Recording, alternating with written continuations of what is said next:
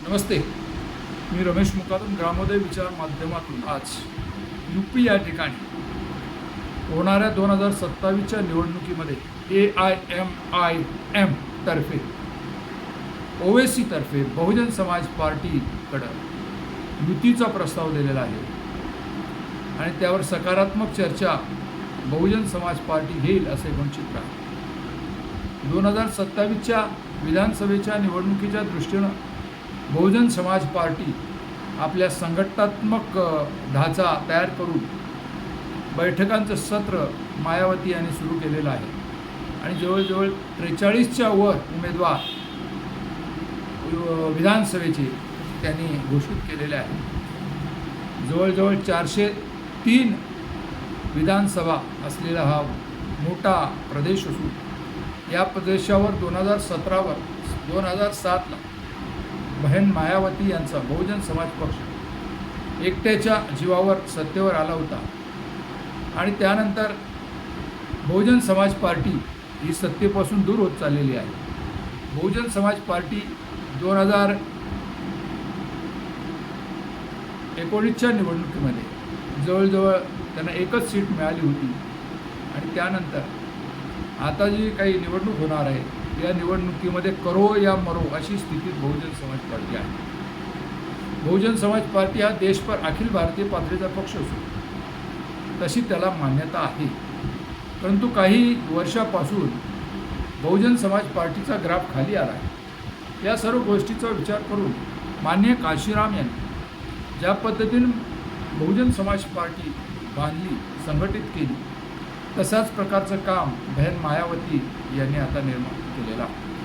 केंद्र सरकारच्या मोदी शहामुळं वाढणारी महागाई आणि बेरोजगार युवक यामुळं कुठंतरी लोक अस्वस्थ आहेत आणि मागासवर्गीय जे समाज आहे SC ST तसंच OBC वर्ग हा कुठेतरी BJPकडे झुकलेला होता, तो परत आता मायावती यांच्याकडे येण्यास सुरुवात झालेली आहे.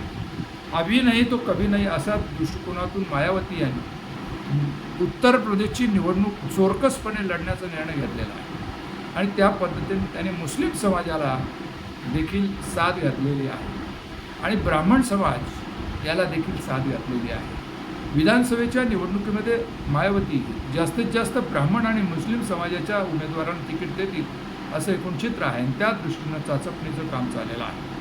उत्तर प्रदेशमध्ये भारतीय जनता पार्टीमध्ये चाललेला गोंधळ, योगीच्या विरोधात तयार करण्यात आलेला माहोल आणि योगी आणि मोदी यांच्यामध्ये कुठेतरी एकवाक्यता नसल्यामुळे, शहाला योगी मानत नसल्यामुळे आगामी निवडणुकीमध्ये काय फेरफार होतो का हा एक प्रश्न निर्माण झाला. या सर्व गोष्टीचा विचार करता बहुजन समाज पार्टीने एकट्यानेच निवडणूक लढवण्याची भूमिका घेतलेली आहे आणि त्या दृष्टीनं त्यांची काढणी चालू आहे. परंतु मुस्लिम समाज हा कुठेतरी सपाच्याकडं आणि काँग्रेसकडे झुकल्याने काही अंशी काही लोक काँग्रेसची युती करण्याकडे प्रयत्न चाललेला आहे. परंतु इंडिया गठबंधनची झालेली मीटिंग आणि त्या इंडिया गठबंधनमध्ये कुठेतरी बहुजन समाज पार्टीला बोलावलं नाही. त्यामुळे आगामी काही काळात बहुजन समाज पार्टी आणि काँग्रेस यांची युती होईल असं काही वाटत नाही आणि त्यामुळं काँग्रेस आणि सपा अशी युती होईल आणि म्हणून मायावती या एकट्यानेच निवडणूक लढणार आणि जर ओवेसी यांचा पक्ष त्यांच्या सोबतीला आला तर मुस्लिम मतं ही त्यांच्याकडे येतील.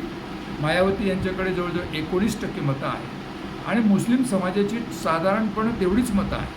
ती जर एकत्र आली, ओवेसी आणि मायावती एकत्र आल्या तर जवळजवळ त्यांची मतांची बेरीज 40% जाते आणि अशातच काँग्रेस आणि सपा आणि भारतीय जनता पार्टी अशी ट्रँग्युलर लढत झाली तर मायावती यांचा हाती हा विधानसभेवर बाजी मारून जाईल असे एक चित्र आहे.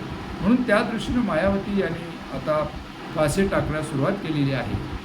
प्रिंट मीडिया असो, मोदी मीडिया असो, गोदी मीडिया असो, कोणी काही सांगत असलं तरी आगामी काही काळात मायावती मॅडम यांच्या ज्या पद्धतीनं संघटनात्मक बांधकाम चालू आहे त्या पद्धतीनं आणि लोकांचा मिळत असलेला प्रतिसाद पाहता मायावतीने जर ओवेसी यांना साथ दिली तर मायावती ह्या सत्तेपर्यंत पोहोचू शकतात असं एकूण चित्र आहे.